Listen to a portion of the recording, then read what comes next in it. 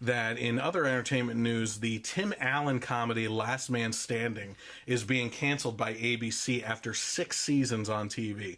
Now, here's an interesting thing, and this goes into technological talk or technology talk or whatever you want to say that we're going to get into for our main topic tonight. Sure. But the show is averaging 8 million viewers on its Friday night time slot, okay? Which in TV's golden age, when there was no Netflix, when there wasn't Hulu or Amazon Prime, 8 million was nothing, okay? Because 20-some, 30-some, even more than that when it was the dial on the TV. Yeah, right. There were only a couple. Tuning into TGIF. You know? Yeah, exactly. Yeah. Those numbers are puny. Yep. 8 million for a show a night. But in today's age, when you actually look at shows and the way that they're done, 8 million people tuning in for that television show at that time slot on TV and not TiVoing it or bringing it up on Netflix or Hulu, that's huge numbers today, right? So it's interesting that they're actually getting rid of this show and not going into the 7th season.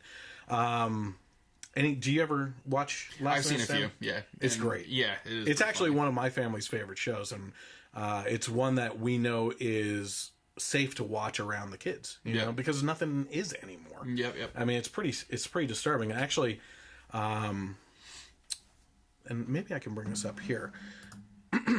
There is actually a couple shows that are on Hulu for the kids, in the kids programming, that I was told by someone recently has kind of an agenda behind that too as well. So I just want to... this is a message I received from a follower, and they said that this was around the time that we did the Beauty and the Beast review.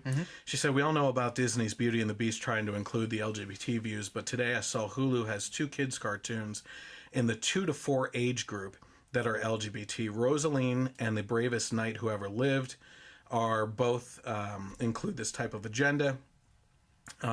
She said that they're not even completely against those types of things, but there was no notice from Hulu. They kind of snuck it in, she felt. And she wanted to, make that known. She even said that they called Hulu services and talked to them about it and said, this isn't something that people should just be stumbling upon. They said, well, we haven't received enough complaints yet to actually do anything about it. So I leave that ball in your court. I'm not the type of person either way to call for boycotts. I think that's stupid. Yep. Because that's, trying to shut down something. Now, if someone is in danger, then there's something maybe there to talk about. But in a lot of cases, the left uses the tactic of public shaming, boycotts, protesting that gets violent, just to get their agenda through and make something shut down, especially businesses. And most times they actually end up tarnishing or destroying liberal businesses like Starbucks and the other one during the inauguration. But it's something to look into and at least be aware of for your family if you don't want that kind of agenda driven down your kids' throats.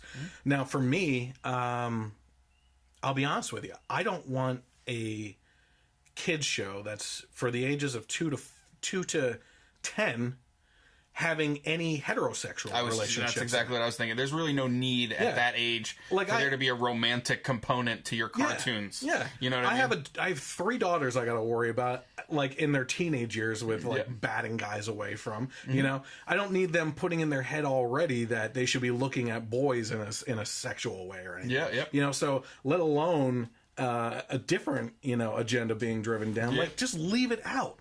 Everything has to include this stuff these days. It's getting ridiculous.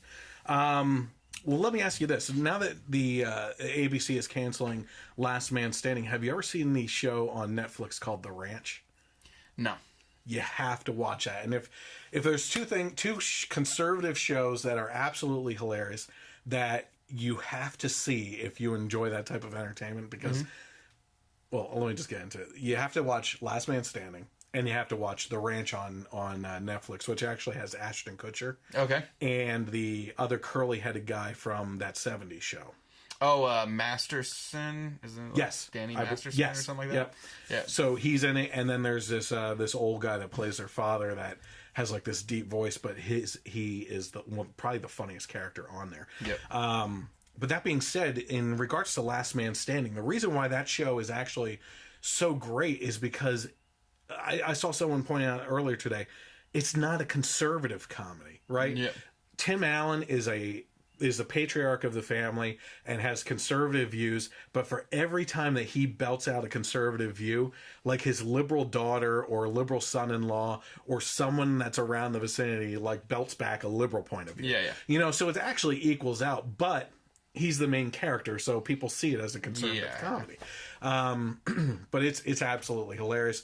And so here's what I'm going to say. I'm not for boycotts.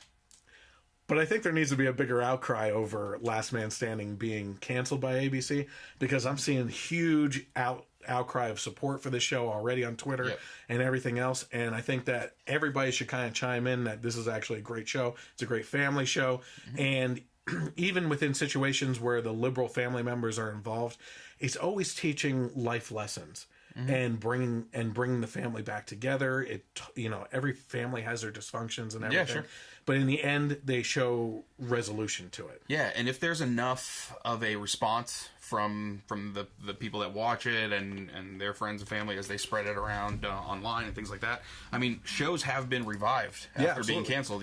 Being brought back on Netflix or on Hulu or another network picking it up or things like that. So there's always a chance for that. And then I also think would be remiss not to mention the fact that, he had his appearance on Jimmy Kimmel a couple of months ago and talked about liberal Hollywood. Yeah. And then what he said he was afraid of now conveniently happens to him, later, a couple of months down the line. Well, and I mentioned this in a podcast a while ago, which is on The View.